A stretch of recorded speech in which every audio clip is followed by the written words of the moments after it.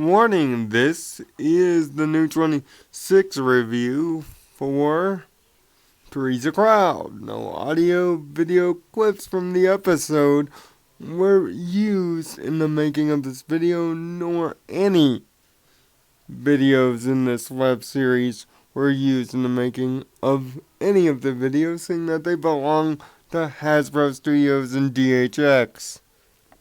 Good people. Now, I don't drink water, but I'll ask for a simple glass of tea, okay? leave a comment, react, enjoy, and language might be mature.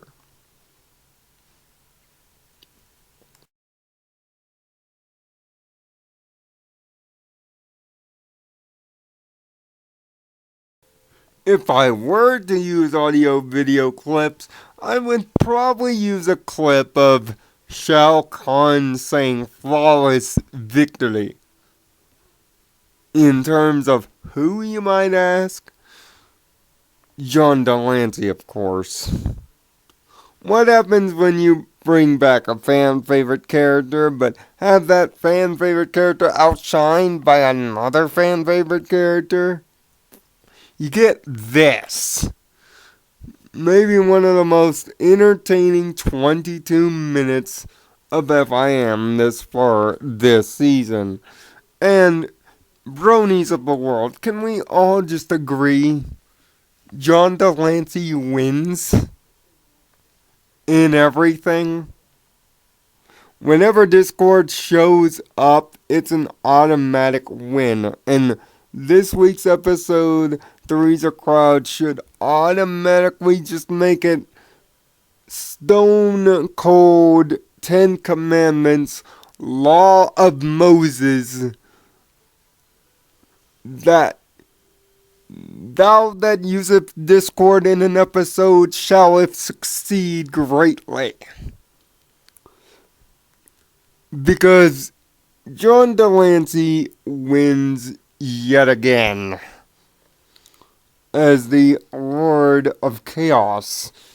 And the Lord of Chaos has come down with a little something something. And it's up to my favorite princess and everybody else's favorite princess to nurse him back to health. That being Twilight Sparkle and Princess Cadence, who hasn't seen an episode in nearly half a season, and thank God. The only question I might ask is, where's Shining Armor? You couldn't have him say hi? Just a simple, "What up, sis?" I mean, this guy is about as elusive as the Sasquatch. And it's funny how Flash Sentry makes a 2-second cameo. Yes, that Flash Sentry from the movie. You know, the one that's actual continuity, but most of the fandom actually hates.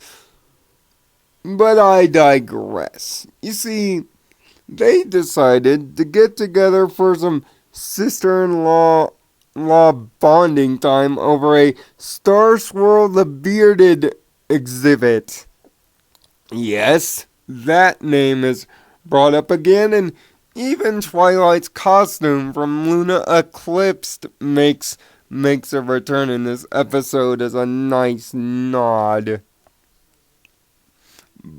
But when Discord drags them into nursing care, the two are automatically super owned by the Lord of Chaos as he strings them around with simple and memorial tasks, all done in a quite familiar sounding song. I don't know what the song sounds like, but I swear it sounds like something I've heard before. Brony Analysis on YouTube help me out with that. I swear it sounds like something familiar. I just can't peg it. But but but as Discord's trolling builds, so does the frustration between our two princesses as Discord strings them along. So much so that they have to find a magical mystical flower and run into a god knows what. It's quite an interesting creature, by the way, and well animated, if I'd say so myself. The two alicorns act like, well, alicorns and outduel the creature. But only to find out that DC was trolling the entire time. He wasn't sick, he was just testing them. I swear, in this episode, you could have put a shank in Twilight's hand, and she probably would have used it on him. The level of frustration that I saw in Twilight in this episode has reached all-time don't tick her off levels. Not to mention the rest of the Harmony Six see right through Discord's bull back at the train station. And apparently, we finally, after 4 seasons, found out the perfect Pinkie Pie repellent. Just throw something shiny at her that floats, i.e. like a red balloon, and she will go away.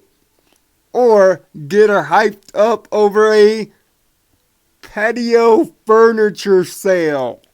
Yes, she's getting hyped over a patio furniture sale. Most bizarre thing I've ever heard from Pinkie. And trust me, it's probably going to get more bizarre next week. But this episode is just pure 22 minutes of entertainment bliss at the hands of John Delancey and Discord. Is it just me, or is every episode this character's in just that damn entertaining? I mean, he's the ultimate animated showman, and quite frankly, we all love him for it. Certainly I do. This episode is most certainly a win in my book.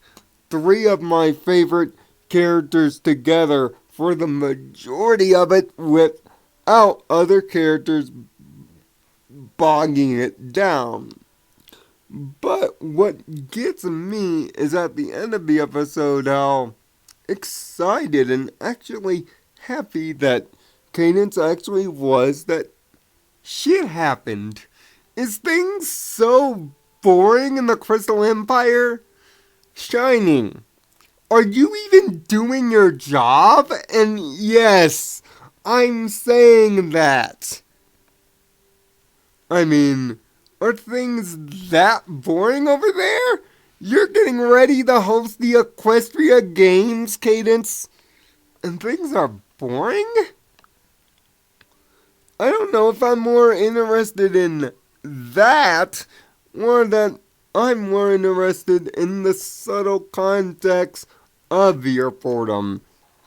But overall, the lesson is to appreciate quality time with somebody you're close to, no matter how freaky this situation gets. And sometimes it's the fact that a situation of togetherness can be unpredictable that can bring you closer together.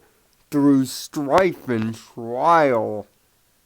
And it's funny how at the beginning of the episode, Cadence mentions that they never are together and chaos is never always afoot. And it's funny how the lesson is in the fun can come out of chaos, which is a perfectly simple lesson.